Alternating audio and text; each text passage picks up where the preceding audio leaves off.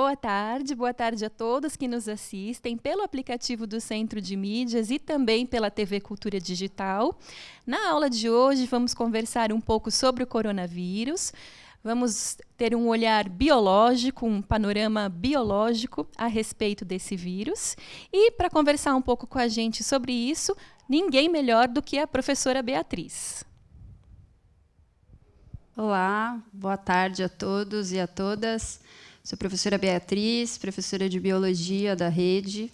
Atualmente estou na Secretaria de Educação, faço parte da equipe pedagógica de Ciências da Natureza. E estou recebendo esse desafio de participar dessas semanas de engajamento, então engajar tanto as nossas equipes, quanto engajar vocês, professores, gestores, alunos, todas as pessoas da rede, nesse momento que é um momento delicado, né, um momento de uma crise mundial, mas que nós vamos superar isso da melhor maneira possível. Estou muito contente de fazer parte dessa aula e espero que vocês gostem, espero que vocês participem, que vocês interajam. Tá? Então, vamos lá. Vou começar um pouquinho conversando com vocês, trazer um pouquinho do olhar biológico, né? Esse olhar biológico do coronavírus. Sei que vocês já tiveram algumas aulas muito boas aqui no Centro de Mídias. Então, ontem vocês tiveram aula com o professor Kennedy, que foi extremamente amplo, falou muito de vírus, falou muito da replicação do vírus. Então, eu vou tentar pegar um gancho já do que ele falou e tentar trazer um outro olhar, para que a gente não fique tão saturado desse tema, né? É um tema que está aí, que está super colocado, mas que tem coisas que a gente pode ter um olhar diferenciado. Vou partir de algumas premissas. Então, vou partir de algumas premissas de que a gente já sabe lavar as mãos, de que a gente já sabe a etiqueta respiratória, como que a gente deve tossir, como a gente deve espirrar, que a gente já entendeu a importância desse distanciamento. E aí vou trazer algumas temáticas. A primeira temática que eu quero trazer para vocês, então, está relacionado com algo que a gente está escutando constantemente, em todas as áreas, em todas as mídias, seja na mídia impressa, na mídia digital, na mídia virtual, que é a famosa frase do achatamento da curva. O que é achatar a curva? E aí, para a gente entender esse achatamento da curva, eu vou mostrar um pouquinho para vocês. Tá? Então, eu vou trazer vocês aqui um pouquinho para a gente tentar entender um pouco o que é esse achatamento da curva. Poxa, mas uma professora de biologia vai trazer uma curva, vai trazer um gráfico? E eu acredito que, comumente, vocês alunos, vocês professores, já trabalham isso. Então, na biologia, a gente faz muita interpretação de gráfico, interpretação de tabela, e isso é extremamente relevante. Nesse momento, mais ainda. Então, estão todos olhando para números, todos olhando para essas curvas. Então, por isso é tão importante a gente entender. Então, eu vou trazer para vocês alguns tópicos para a gente começar a entender o que significa achatar a curva. Então, a gente tem um gráfico. Só melhorar um pouquinho aqui. Então, o gráfico ele vai ser uma representação, e essa representação a gente vai observar então o que está acontecendo. Esse gráfico ele é composto então de dois eixos, e esses eixos eles vão trazer unidades, né? Essas unidades elas vão expressar esses valores e elas vão mostrar para a gente alguma coisa. Esse gráfico então que eu estou trazendo para vocês, ele vai mostrar o tempo e ele vai mostrar para vocês o número. Número do quê? Nesse caso que a gente está falando, são os números dos casos. Tá? Para a gente trabalhar um pouquinho isso, eu gostaria de falar para vocês que eu obtive essas informações em fontes seguras, em fontes confiáveis. Então, eu utilizei o site do Instituto Butantan, utilizei alguns artigos científicos, utilizei o site do Ministério da Saúde, o próprio site do Centro de Vigilância do Estado de São Paulo, para a gente ter números, e então a gente trabalhar com números reais, com os nossos números. Quando a gente fala sobre isso, a gente está falando de uma temática que é uma temática complicada, né? É difícil a gente analisar esse ponto a ponto. Mas vamos lá, eu vou tentar fazer de uma forma com que a gente entenda. Para a gente falar sobre achatamento da curva, normalmente a gente escuta que a gente precisa achatar essa curva porque a gente precisa não entrar num colapso do sistema de saúde. O que significa isso? O que significa esse colapso do sistema de saúde? E é isso que eu vou mostrar para vocês. As análises feitas principalmente pelo Imperial College, ela traz para a gente que os números eles vão ter alguns percentuais. O que significam esses percentuais? Então, ele mostra para a gente que aproximadamente 20% dos casos notificados eles vão precisar de um atendimento de enfermaria. Um atendimento, mesmo que seja básico, mas ele vai precisar de um leito de enfermaria. E 5% dos casos vão precisar de um leito de UTI. Tá? Olhando para isso, então eu vou trazer para vocês os dados que eu obtive nessas fontes, que eles mostram qual é a nossa situação. Tá? Então, a nossa situação antes da pandemia, ela trazia para a gente que a gente tinha aproximadamente 1.250 leitos de UTI no nosso estado de São Paulo. Tá? Então, esse era o número que a gente tinha no momento que essa pandemia começou. Não, agora a gente tem um número maior, porque a gente tem movimentações, a gente tem instalações sendo feitas, e ela traz para a gente também que a gente tem aproximadamente 6.000 leitos de enfermaria. O que significa isso? Significa que, de acordo com as perspectivas, eles deram para a gente, basicamente, 2 cenários. O primeiro cenário, se a gente não fizesse nada mediante a pandemia, e o segundo cenário, se a gente tivesse medidas, medida principalmente de isolamento, já que a gente não tem vacina e a gente não tem ainda tratamentos que são cientificamente comprovados. Então, a gente precisava fazer uma medida que não seja farmacológica, ou seja, que não tenha uma ação de uma medicação ou de uma vacina.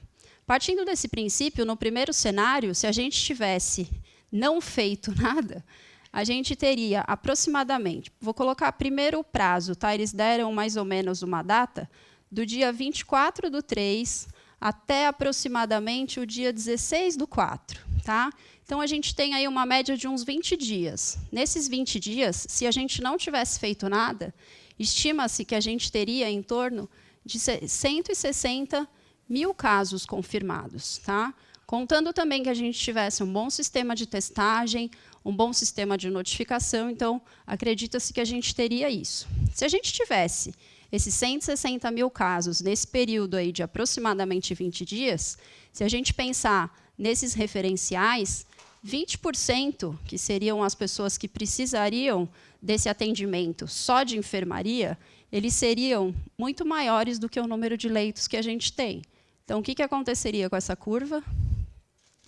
Ela sairia muito do limite que a gente tem. Todas essas pessoas que estão fora aqui dessa curva, que estão fora do nosso referencial, seriam pessoas que não teriam acesso, então, ao sistema de saúde. Nesse caso, só pessoas positivadas para a Covid-19. Ou seja, se nesse momento alguém tivesse uma diarreia e precisasse de uma internação, ela não teria. Se você tivesse caído e quebrado uma perna, você não teria um acesso ao hospital. Então, significa que a gente teria aqui já um colapso no sistema de saúde. Se a gente olhar, então, para os números de UTI, pensando nos 5% desse valor, que era uma projeção, caso a gente não tivesse feito nada, esses números de UTI também estourariam o que a gente tem disponível. Estourando isso, mais uma vez, a gente tem um colapso do nosso sistema de saúde. E detalhe, num período muito pequeno, não dá tempo de ter troca de leito para a gente conseguir, então, disponibilizar para todas essas pessoas. O que acontece? Essas pessoas que estão nessa faixa, elas não teriam acesso. E aí a gente começa a observar o que a gente já viu em outros países. Por exemplo, na Itália, onde a gente escuta casos onde o médico tem que escolher quem é que ele vai atender ou quem é que ele não vai atender porque ele não tem leito suficiente. Então, aqui a gente já teria um colapso do nosso sistema. O que aconteceu? O que nós fizemos? Né? O que o Brasil fez? O Brasil, então, fez o isolamento, fez o distanciamento social. Partindo desse princípio, olhando novamente, então, para os estudos, para as novas análises, o que eles demonstram? Que esse número de 160.000 cai para aproximadamente 30.000. É um número muito considerável, porém, já é um número muito menor. Pensando nisso e olhando de novo para essas estatísticas, a gente percebe, então, que o nosso sistema de saúde ele conseguiria, então, dar conta e ele não entraria nesse colapso. Então, a gente consegue achatar essa curva. A gente consegue dar tempo para o sistema de saúde se preparar, para os governantes, então, fazerem as compras desses equipamentos, produzirem esses novos leitos, para que a gente consiga, então, suportar essa estrutura. Tá? Então, isso é achatar a curva. Então, quando a gente fala isso, aí a gente começa a entender, então, quais seriam essas medidas, que seriam essas medidas não farmacológicas.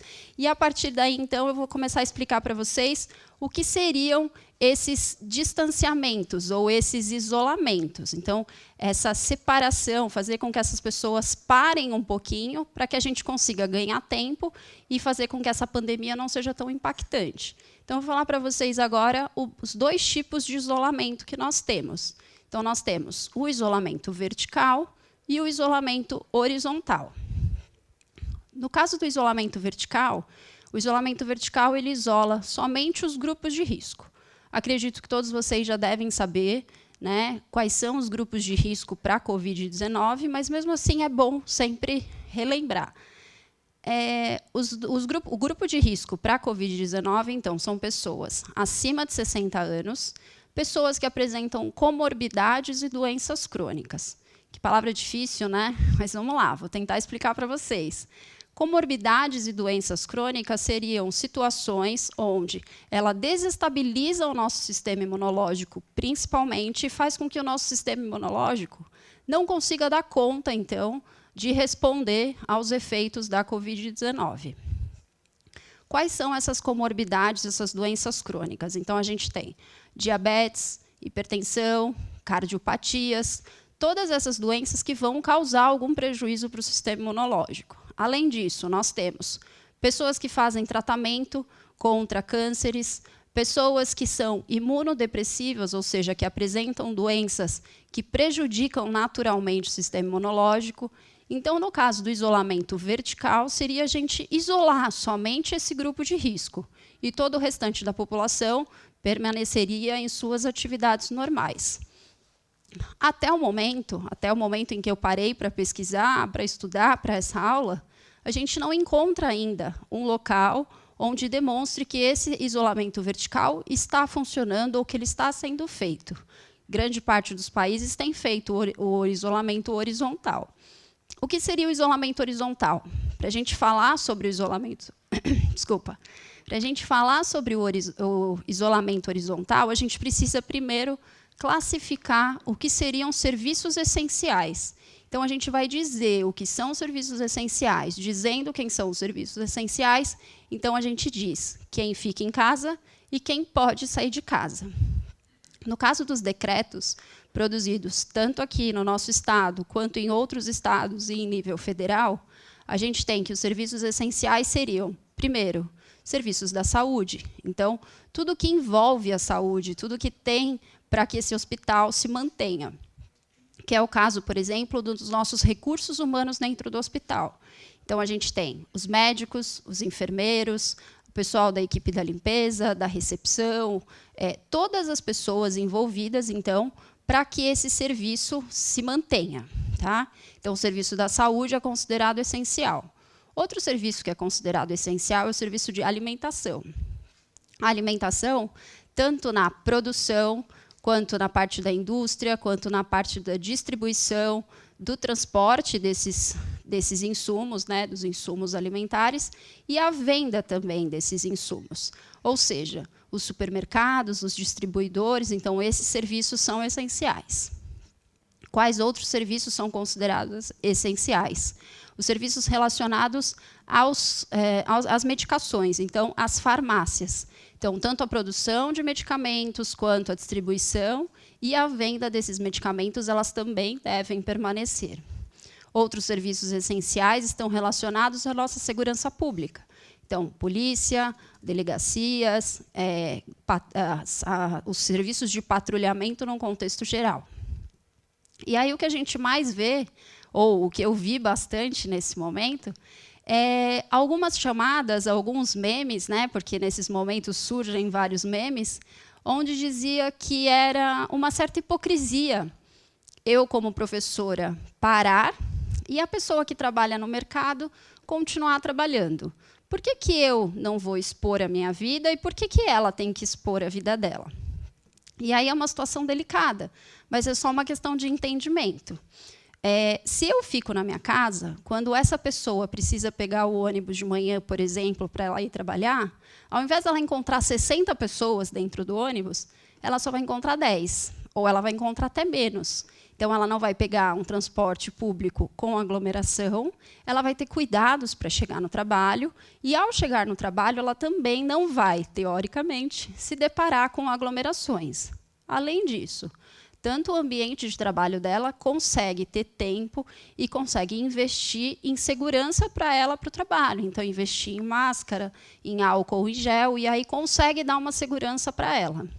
Fazendo isso, fazendo esse isolamento social, então eu protejo a minha vida, protejo a vida da minha família e protejo também a vida dessa pessoa que ela precisa continuar, porque se ela para, todo o nosso sistema para também. Tá? Então, eu consigo fazer a proteção indiretamente da vida dela. A gente teve algumas aulas, hoje, inclusive, a gente teve uma aula de dois professores, o professor Rafael e o professor Marcos, de matemática, onde eles trouxeram o grau de infecção, o nível de infecção do vírus. Então, uma pessoa infectada, ela passa aproximadamente para 3 pessoas. Então, se eu estou infectada e eu não peguei o ônibus hoje, eu deixei de contaminar 3 pessoas. Então, eu consigo dar tempo para o sistema de saúde se preparar e se adequar para que essas pessoas, então, consigam ser atendidas. Certo? Fernanda, tem interação? Tem algumas perguntas? Temos sim, professora. Em primeiro lugar, a gente tem aqui no chat diversos elogios à sua aula. Obrigada. Particularmente, o professor Jefferson Heleno coloca que é muito interessante a sua perspectiva de juntar a matemática e a biologia. Obrigada. A professora Marli faz elogios também.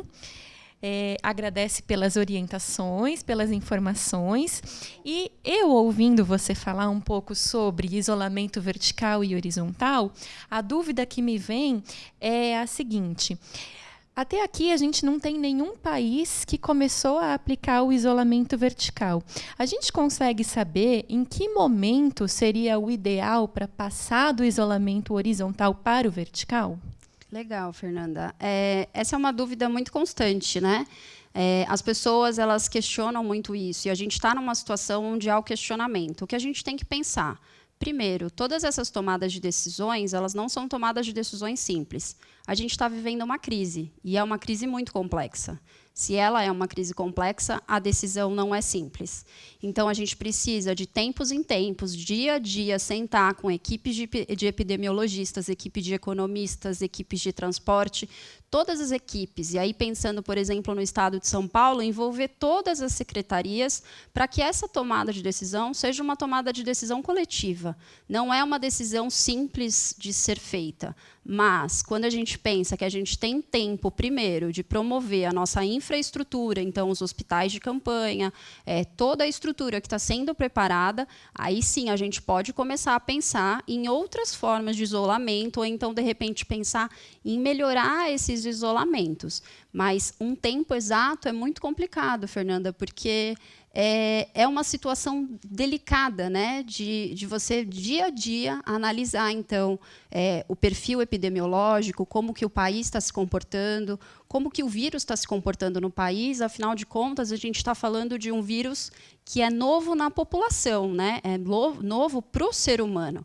Ele já era conhecido pelos cientistas em outras espécies animais, mas para a gente ele é novo. Então, essas observações elas têm que ser muito delicadas e, de tempos em tempos, uma nova tomada de decisão. Muito obrigada, professora. Seguimos com a aula? Vamos lá, então. Então, o que a gente fez? Então, eu falei um pouquinho para vocês o que era o vírus, né? Esse olhar biológico.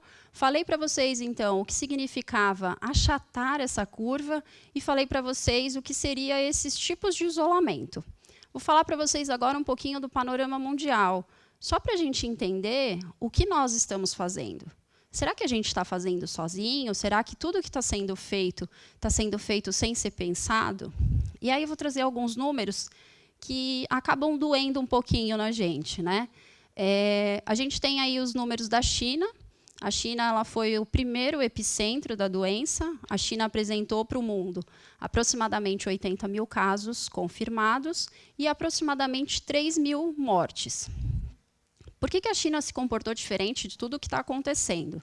Como eu falei dos tipos de isolamento, no caso da China, ela apresenta algumas peculiaridades. A primeira, eles têm um sistema de governo totalmente diferente do nosso, né? Então, eles conseguiram fazer isolamentos extremamente radicais. Eles se fecharam mesmo. Eles ficaram fechados em casa, né? Algumas pessoas usam um termo como lockdown. Isso não acontece no restante do mundo. Lá eles conseguiram, e eles conseguiram controlar dessa maneira. Depois, o segundo epicentro que a gente tem da doença é o caso da Itália, que é um caso muito impactante. A Itália já está beirando aproximadamente 17 mil mortos, e isso é muito impactante porque a gente tem um período muito curto disso acontecendo. Então, a gente tem aí um período de 2 a 3 meses com esse número de mortos. A gente está falando de uma estrutura territorial totalmente diferente da nossa. Uma estrutura territorial menor, onde a gente tem um público diferente. Então, tudo isso faz com que ela tenha essas características. O outro epicentro, agora, no momento da doença, são os Estados Unidos. Então, nos Estados Unidos, o que a gente tem observado? Eles já passaram de 240 mil casos confirmados e o número de mortos também está subindo consideravelmente. Demonstra o quê? Demonstra que, de fato, é uma pandemia, de fato, é um vírus novo, e a gente precisa olhar com muito cuidado, com muita cautela, tudo que está sendo feito, tudo que está sendo pensado e estudado em relação a isso. Tá? Então, esse é um pouquinho do panorama mundial. O que o mundo tem mostrado para a gente diante dessa situação, né? Diante desse panorama geral aí que a gente tem do vírus. Dando continuidade, o que eu gostaria de falar para vocês? Que a gente tem que olhar toda essa situação, que é uma situação delicada, que é uma situação difícil, tentando tirar alguns aprendizados. Então, olhar para isso e perceber o que será que eu aprendi com tudo isso, ou o que eu preciso aprender com tudo isso. Então, a primeira coisa é a gente ter um olhar biológico dessa situação. Primeiro, o que seria esse olhar biológico? A gente entender de fato o que são esses micro-organismos que estão aí no nosso ecossistema, né, em todos os ambientes, o que são esses vírus, o que são essas bactérias e quais os reais impactos que eles têm na nossa vida, né? Sejam impactos positivos, por exemplo, a gente tem bactérias que são muito benéficas, e sejam os impactos negativos. A gente viu que um vírus, uma coisinha microscópica, somente com uma cápsula e um materialzinho genético, conseguiu parar o mundo.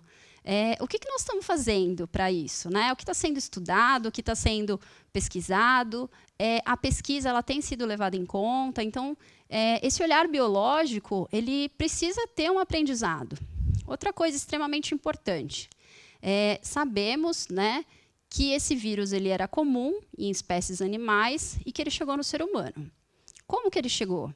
Ele chegou principalmente por hábitos, né? Hábitos alimentares, hábitos que já foram contestados em outros momentos, né? Então, o manuseio constante desses animais silvestres. Então, a gente precisa entender a que ponto a gente está chegando.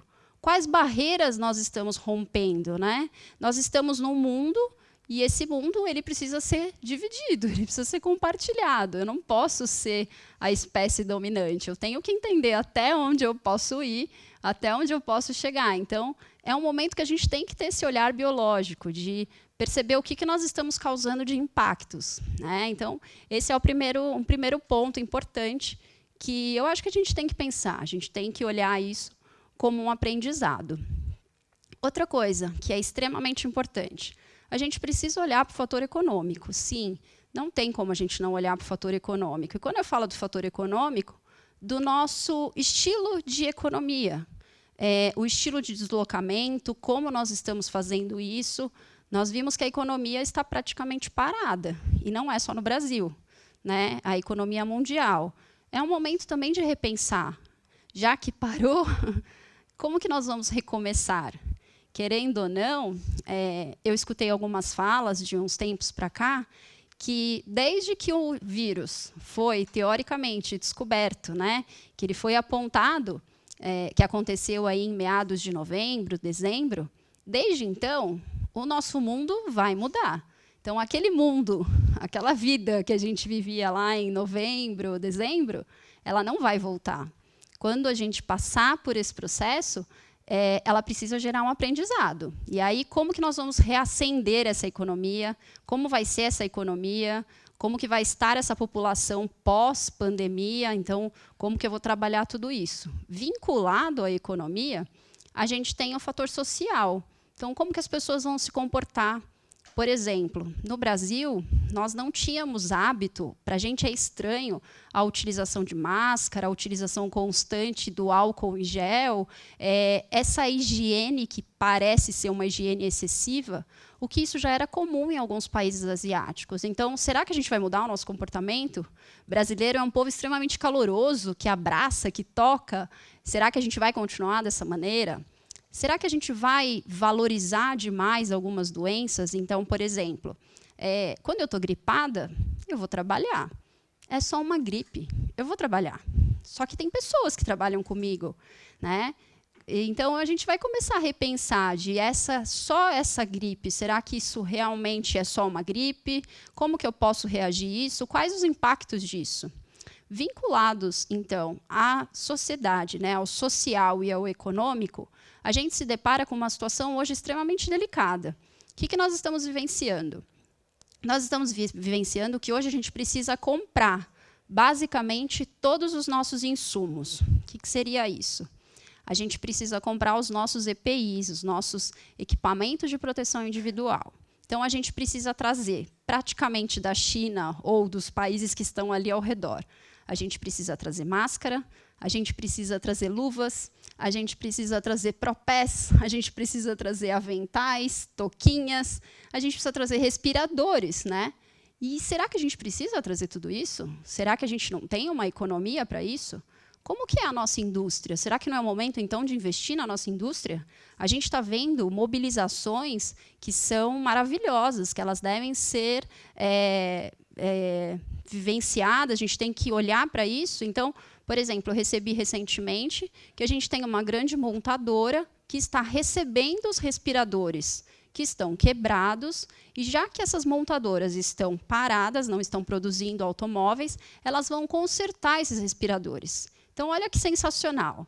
A gente tem uma indústria que está produzindo carro e que, nesse momento, não produz, e que ela vai consertar esses respiradores. Então, se ela consertar aproximadamente 3.000 respiradores, são 6.000 vidas que serão poupadas, ou 6.000 vidas que terão uma qualidade melhor. Então, por que não incentivar a nossa indústria, incentivar a nossa economia? Junto com isso, eu vou fazer uma provocação. A gente estava com os nossos equipamentos, principalmente respiradores, na pista de pouso, vindo para cá, saindo da China e vindo para cá. E a gente teve esses equipamentos comprados por um preço maior e eles não vão chegar aqui, eles chegaram em outro país. Então, a gente está vivendo uma situação de uma economia que a gente precisa rever alguns conceitos. Acabam-se os conceitos e as relações humanas, até que ponto isso pode ir? Então, é um olhar, sim, que a gente precisa aprender.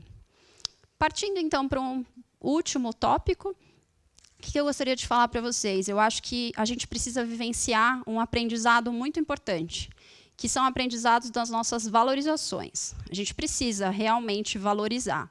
Valorizar a nossa educação. Então, por exemplo, quando a Secretaria de Educação começou, lá no comecinho de março, incentivar a lavar as mãos, a conhecer o vírus, conhecer a doença, a gente está mostrando o quanto é importante a educação. Hábitos que podem ser construídos com uma educação forte e que podem salvar uma população. Quando a gente incentiva e fortalece a nossa educação, automaticamente a gente fortalece a nossa ciência. E aí a gente está vendo hoje que o mundo está implorando pela ciência. Pela ciência em quê? Uma busca desesperada pela produção dessa vacina. Está todo mundo agoniado. Eu não sei onde foram parar as pessoas dos movimentos anti-vacinas. Eles desapareceram. Eu acho que eles, de repente, perceberam que, com toda essa pandemia, a vacina realmente é importante. Isso porque a gente só tem um vírus, tá? Imagina se a gente não tivesse vacina de nada e a gente estivesse aí numa situação como essa. Então, a gente vai valorizar, a gente deveria realmente valorizar essa ciência. A produção de vacinas, a produção de fármacos, né, de remédios, a testagem disso, a testagem de forma correta, a ética para testar tudo isso, como nós vamos testar, como nós vamos fazer, e valorizar a nossa ciência. Nós temos grandes centros de pesquisa e tem muita gente agora olhando para eles e implorando, pelo amor de Deus, cadê a vacina? Pelo amor de Deus, cadê esse remédio? Então, a gente precisa, sim, olhar para a ciência com um olhar de cuidado, com um olhar de atenção, com um olhar de investimento. Então, eu acho que esse momento é um momento que vai fortalecer, sim, a nossa ciência e a ciência do mundo. Outra coisa é a valorização do nosso Sistema Único de Saúde. É algo que a gente não vê em outros países. É algo que hoje a gente demonstra e a gente está provando o quanto é importante. Se não fosse esse Sistema Único de Saúde, os nossos colapsos ali demonstrados basicamente nos gráficos, eles já teriam acontecido, né? E esse colapso se dá porque a gente tem uma quantidade de pessoas que não têm acesso financeiro a outros hospitais. Então, fortalecer o nosso Sistema Único de Saúde é de extrema relevância. Mostrar a importância desses profissionais de saúde que estão dando a vida, literalmente, ali todos os dias, sujeitos a faltas de equipamentos de proteção. Tem gente trabalhando em condições subhumanas. Então, é um momento da gente valorizar então, todos esses contextos. Fernanda, eu acho que eu consegui assim, fazer uma grande explanação. E eu queria só fazer um fechamento, né? Assim, um momento que a gente, de repente, pode dar uma lida em algumas perguntas, se você achar. E depois eu gostaria de fazer mais algumas provocações para vocês. Com certeza. O pessoal está bem animado aqui no chat. Recebi diversas perguntas. Separei 2 perguntas para colocar para você. A primeira foi posta pelo professor Elcio. E aí vai um pouco no bojo do que você estava falando para a gente em relação a hábitos culturais, hábitos alimentares e quanto a educação está interrelacionada com essa questão, né? O professor Elcio, ele pergunta, será que tem como regular hábitos alimentares? Aí eu diria também hábitos produtivos, hábitos econômicos, né? Hábitos de higiene, para que não haja uma propagação mundial, de repente, de um novo vírus, tão desconhecido quanto o coronavírus que surgiu, de repente, assim, na nossa vida? Professor Elcio. Professor Elcio. Obrigada pela pergunta, professor Elcio. É extremamente importante. Eu acho que esse é um momento para isso. É um momento que a gente precisa refletir, então, como a gente se alimenta, como que esse alimento chega no nosso prato, qual é o papel social, político, econômico para esse alimento chegar até mim, né? E a gente precisa rever hábitos. Será que realmente eu preciso daquilo, daquela forma, como isso é feito, repensar como as coisas são feitas? Esse, mais do que nunca, é um momento para isso acontecer. Normalmente, a gente não toma algumas atitudes na abundância ou quando está tudo bem. E se a gente está numa situação de crise, então, por que não repensar? Agora é o momento para repensar e aí como esses alimentos vão chegar, que tipo de alimento está chegando, se eu realmente estou me alimentando, se eu estou me nutrindo ou se eu estou só comendo. Então, é um momento extremamente importante para isso. Fica aí, vou devolver a pergunta, né? Mas fica aí um desafio, né? Para a gente repensar tudo isso. Eu acho que é um momento extremamente relevante. Perfeito. Eu acho que tem que envolver uma reflexão mais profunda mesmo, cada um dentro do seu cotidiano local, pensar um pouco como fazer determinados ajustes e quais são as consequências que alguns hábitos trazem para a vida cotidiana mesmo. Sim, e só complementando, Fernanda, eu acho que é extremamente importante a gente olhar que foi praticamente num hábito alimentar que esse vírus chegou até a gente. Então, por que não repensar, né? Eu acho que é um momento. E às vezes a gente acha que é só comer, mas comer, ele é um ato social, ele é um ato político, ele é um ato econômico, então ele envolve muitas coisas. E nesse caso ele foi um ato biológico, ele causou um impacto mundial aí, né? Exatamente. É um pequeno ato que a gente não para muito para entender aprofundadamente, né? Exato. Exatamente. Legal. E aí, seguindo então com as perguntas, o professor Duarte coloca o seguinte: olha, a gente sabe que a Espanha recentemente afrouxou um pouco o isolamento e teve um boom nos casos de coronavírus. Ele diz: os veículos de comunicação aqui no Brasil, e ontem eu vi também em alguns jornais informando que o isolamento em termos de país no Brasil caiu para 49%. Será que a gente está no caminho certo?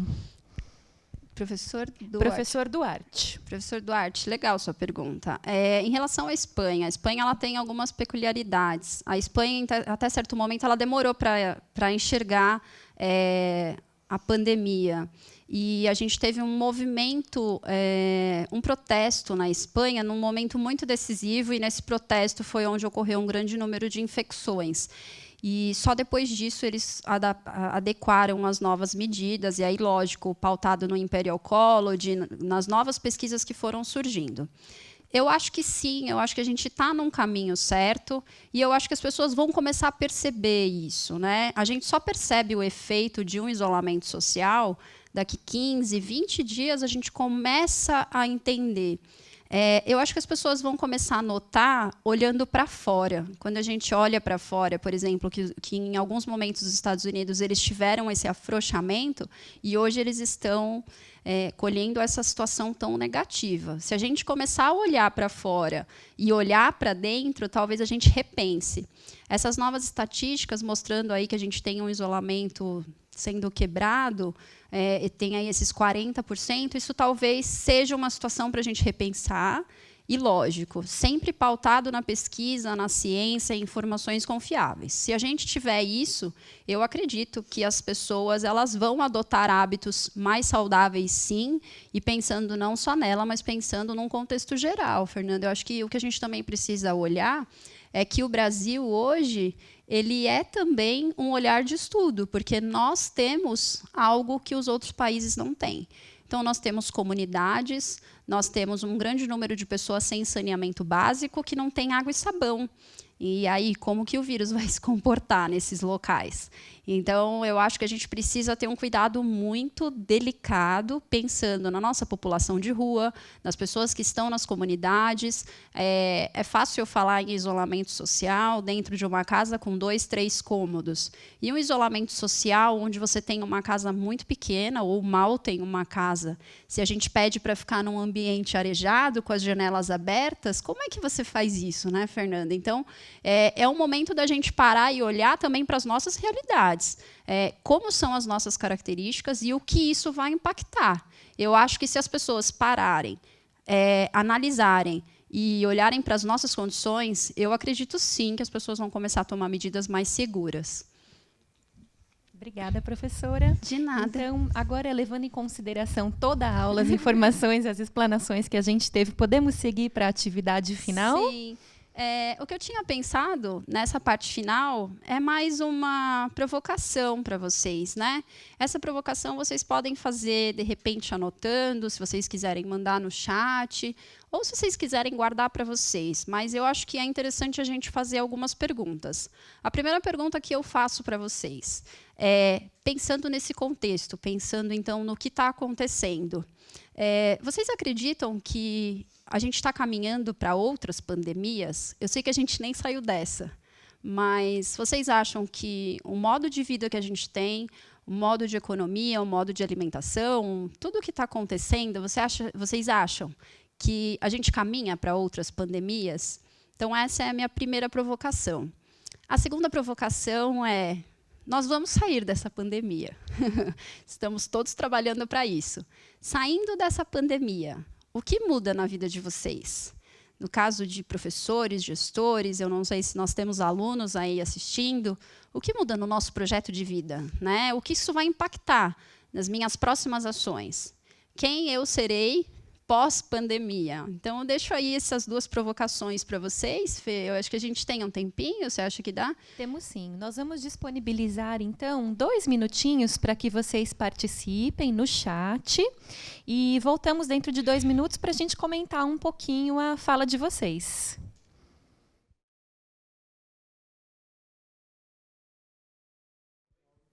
Voltamos, então, aqui com a nossa atividade. Interessante o comentário da Rosilda Oliveira. Ela diz o seguinte, mediante as provocações da professora, ela diz, olha, na minha concepção, a gente vai ter que, a partir de agora, refletir mais sobre o comportamento da população, vamos estar cada vez mais aptos, assim esperamos, para ajudar na formação de pessoas melhores, mais preocupadas com o próximo. O professor W. Sauro coloca, eu acredito que teremos sim outras pandemias, porque há fatores como políticas de saneamento básico, que muitas vezes são desconsideradas pelos governos e que deveriam ser mais rigorosas. A professora Eliana diz que acredita que no pós-pandemia nós seremos muito mais cuidadosos com hábitos de higiene, com saúde, com alimentação e, principalmente, nós teremos um olhar de mais dignidade, um olhar de mais respeito, inclusive de igualdade para com o próximo. Que legal. O que lhe parecem essas considerações? Eu acho que vai de encontro com o que a gente discutiu, é extremamente importante. Que essas provocações elas deveriam existir constantemente, né? Mas a gente aproveita esse tópico da pandemia, esse engajamento da pandemia e para despertar tudo isso na gente, né? Despertar que sejam coisas boas, que a gente volte de uma maneira diferente. Não tem, né, Fê, como voltar igual, né? Se a gente entrou nessa, agora na hora de sair, a gente não vai sair igual, e a gente espera que não. Lógico que vão ter falhas, que a gente vai ter perdas, mas que a gente precisa sair melhor de tudo isso. Eu acho que essa colocação do saneamento básico é extremamente relevante, parece algo tão insignificante, né? E não. A gente precisa, olha aí, a gente está vendo uma pandemia onde a gente precisa que as pessoas lavem as mãos com água e sabão, e a pessoa não tem água encanada na casa dela, ou passa um córrego ali na porta da casa dela, e aí, de repente, ela não morre só de Covid-19, mas ela morre de diarreias, ela morre de dengue, e aí N fatores. Então, é o momento da gente repensar mesmo. Fico contente que vocês interagiram, né? Depois eu vou ler todos os comentários, fico muito feliz. Espero que eu tenha cumprido sim, as expectativas. Eu agradeço muito por esse momento de engajamento, fico feliz, espero que o Centro de Mídias deslanche, que a gente possa fazer uso aí de muitas coisas, tá bom? Agradeço, Fê, obrigada pela moderação, obrigada a todos que estão envolvidos no processo, toda a minha equipe que faz parte lá da SEDUC, os professores que eu conheço, minha família, todos, e é isso, obrigada pela oportunidade. Nós é que agradecemos, professora, pela excelente aula. Então, vamos nos encaminhando para o final. Gostaria de citar aqui, para encerrar essa aula, a fala de um professor, um usuário aqui do aplicativo, que diz que, uma vez que nós fomos obrigados a desacelerar na marra, então que nós usemos esse tempo para enxergar muito além do que nós enxergávamos ontem. Obrigada pela participação de todos e até a próxima aula. Até.